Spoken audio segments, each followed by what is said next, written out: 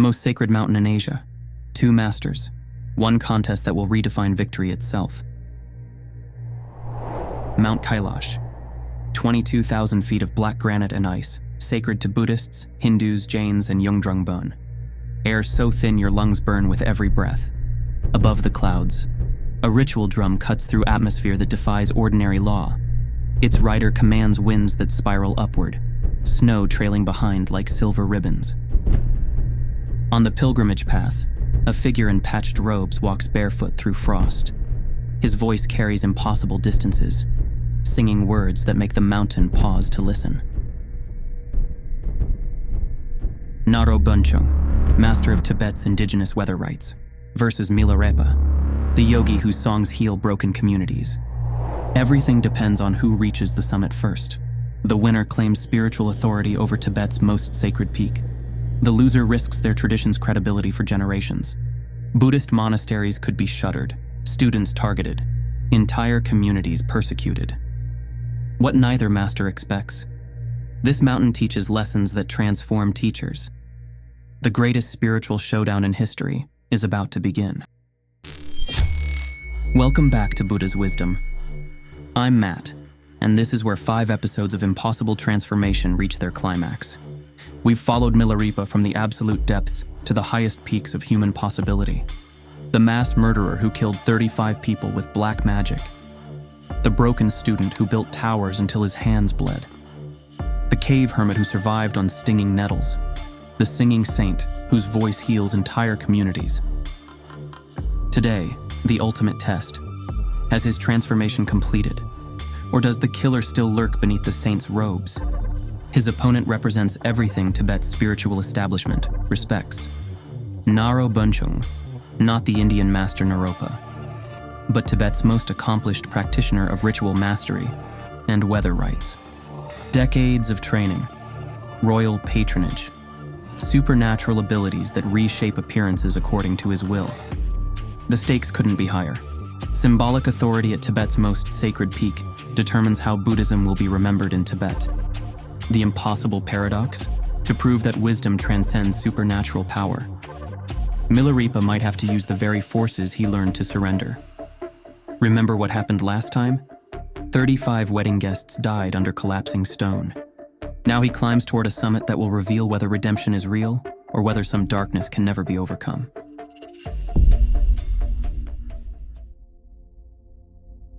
The challenge arrived through messengers who had crossed death passes to deliver it. Naro Bönchung commanded respect from Tibet's highest circles. For 3 decades, his weather ceremonies had guided kings through drought and storm. When nobles brought him children paralyzed from birth, they watched them walk home on healed limbs. When deadly blizzards trapped trade caravans, his ritual gestures cleared mountain passes within hours. His formal claim was strategic brilliance. Ultimate spiritual authority over Mount Kailash would be decided through public demonstration rather than philosophical debate. For Tibetans, this wasn't merely a mountain. Kailash represented the cosmic axis around which existence revolves. Claiming it meant shaping how Tibet remembered spiritual authority for generations. Whoever reaches the summit first proves their path's validity. The message was unmistakable. Visible power would triumph over inner wisdom. When word reached Milarepa's cave, his students gathered with barely concealed fear. Rechung Dorje Drakpa had witnessed his master's transformation from skeletal hermit to awakened teacher. Gampopa Sonam Rinchen had found direct realization through those spontaneous songs that emerged from profound silence. They knew their teacher's authenticity. They also understood the brutal political reality. If Milarepa appeared powerless before spectacular supernatural abilities, Buddhist communities across Tibet would face persecution. Monasteries could be shuttered, students targeted. The safety of thousands hung on this contest. What was at stake personally for each master remained hidden beneath layers of spiritual authority and religious duty. For Naro Bönchung, this contest represented the culmination of 30 years, proving that ancient Bon wisdom deserved reverence equal to any foreign teaching. For Milarepa, It meant demonstrating whether his transformation from killer to saint could withstand the ultimate test of public scrutiny. Milarepa withdrew into meditation, 3 days wrestling with questions that challenged everything he had learned about spiritual maturity.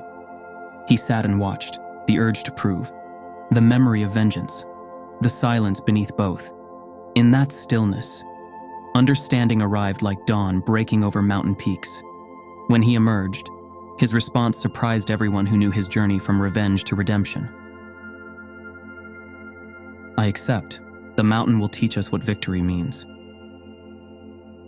Word spread across Tibet like wildfire. Thousands began preparing for journeys that would risk their lives, crossing passes where avalanches buried caravans, enduring altitude that killed the unprepared, facing weather that shifted from blazing sun to killing cold without warning.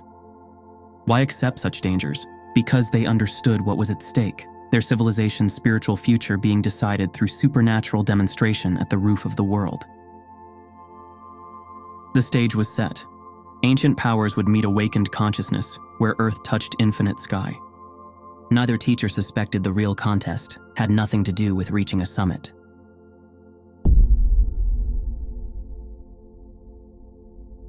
Crowds gathered at Kailash's base camps like witnesses to history's pivot point. Pilgrims from valleys so remote, they spoke dialects predating written Tibetan. Merchants who abandoned profitable trade routes.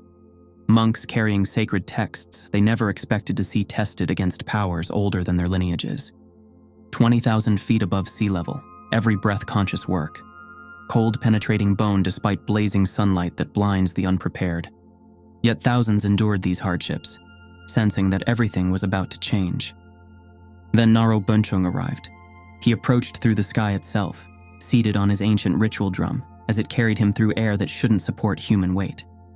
Snow lifted from the ground in spirals without wind to move it. The gathered thousands felt supernatural forces pressing against their awareness, like air before a storm. This was spiritual authority, made undeniably visible. 3 decades of intensive training demonstrated through power over natural law. Naro Bönchung raised his ritual staff. Wind howling across the mountain stilled to complete silence. Silence rang, as if the mountain had stopped breathing. He struck his drum once, sound echoed from impossible directions, from inside the mountain, from the sky above, from the earth below. As if Kailash's stones remembered rhythms from Tibet's spiritual origins. Where was Milarepa? Still approaching on the pilgrim path ordinary humans used. No spectacular entrance. No commanding of elemental forces. He looked vulnerable beside power that bent appearances to trained will. Even his devoted students felt doubt creeping in like altitude sickness. Something subtle was happening that required attention to notice. Birds that had fled from supernatural display gradually returned, landing near the Buddhist yogi without fear. When Milarepa reached the gathering point, looked up at Kailash's peak, then at his accomplished opponent, then at thousands expecting battle. His response transformed every assumption. He sat in meditation posture on a flat stone. Naro Bönchung observed this apparent simplicity and smiled. Victory would be simpler than imagined. Dawn was breaking over the sacred peak. The mountain's real teaching was about to begin.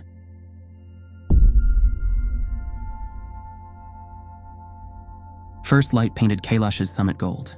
The contest began. Naro Bönchung launched into thin air with supernatural grace. His ritual drum carried him up impossible slopes with speed that defied physics. Thousands watched in awe as he navigated ancient stone faces carved by millennia of wind and ice. This was mastery over physical limitations, made gloriously visible. Ancient power reshaping appearances according to will and sacred knowledge.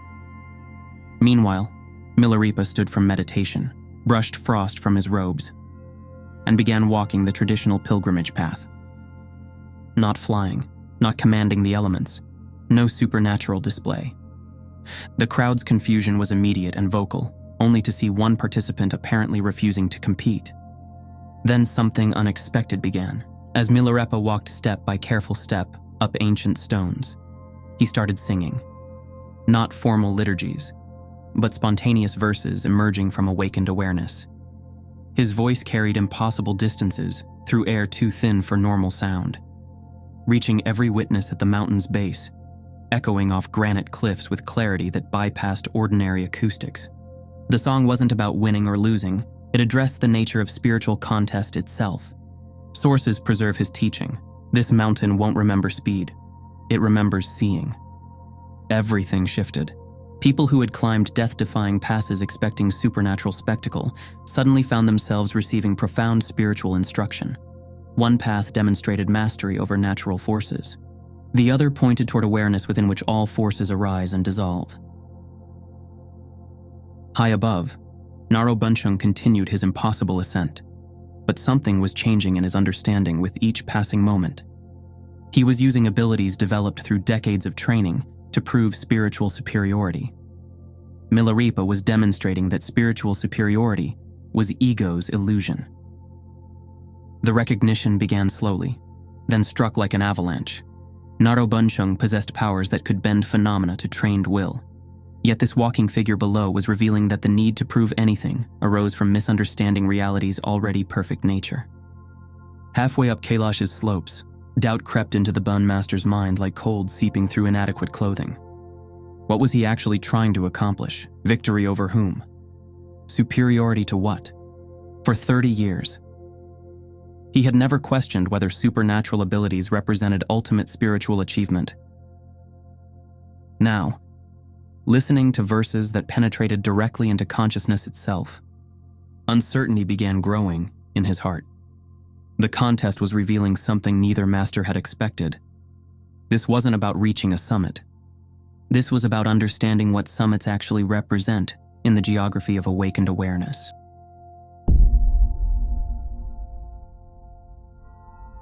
Naro Bönchung's ritual drum slowed, then stopped moving entirely, hovering motionless in crystalline air. For the first time since the contest began, he was completely still, suspended between earth and sky as understanding flooded his consciousness like light filling a cave. He looked down at Milarepa, still walking calmly along the pilgrim path, still singing verses that reached directly into awareness itself. "What am I trying to prove?" he whispered to the mountain wind. The question shattered 30 years of certainty about spiritual achievement and religious authority. He wasn't competing with someone trying to defeat him through superior, supernatural ability. He was receiving teachings from someone whose only intention was awakening wisdom in everyone present, including his apparent opponent. The recognition hit like lightning striking stone. In decades of ritual mastery, he had never questioned whether supernatural power represented ultimate achievement, or attachment to phenomena that awakened consciousness recognized as temporary appearances. Years of training, royal patronage, supernatural abilities that commanded reverence across Tibet. What if all of it missed something essential? What if the need to prove authority revealed the absence of understanding? His drum descended slowly toward Kailash's summit, not in defeat, but in dawning recognition that the contest had already transformed him more than victory ever could. But the mountain had one more teaching to offer both masters.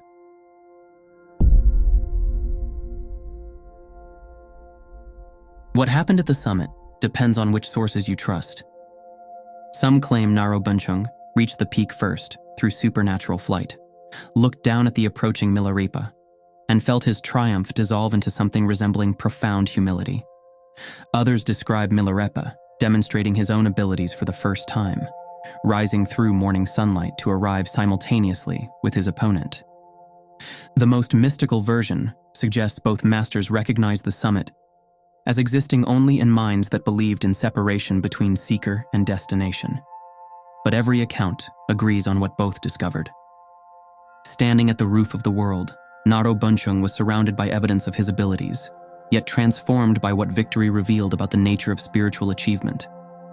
He had won through superior power and discovered that winning dissolved every reason he had wanted to win.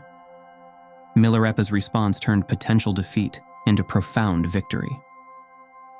Instead of disappointment, he bowed to the Bön Master and began singing verses celebrating the wisdom their encounter had revealed. Traditional sources preserve his recognition. When you know your own mind, all mountains bow. Naro Bönchung, witnessing such response to his victory, experienced something that would reshape his understanding forever. Recognition, not of defeat, but of the ego that needed to win. His supernatural abilities remained intact. What dissolved was the sense that such powers proved anything about ultimate realization. In that moment of mutual recognition, something unprecedented occurred in Tibet's religious history. The Bön master acknowledged that Milarepa's approach revealed depths his supernatural mastery had never touched. The Buddhist yogi honored the abilities and spiritual dedication his challenger had demonstrated. Instead of one tradition conquering another, both discovered mutual enhancement. Real power serves awakening rather than ego. Genuine mastery dissolves the need to prove mastery. Ultimate victory looks like recognizing consciousness was never in competition with itself.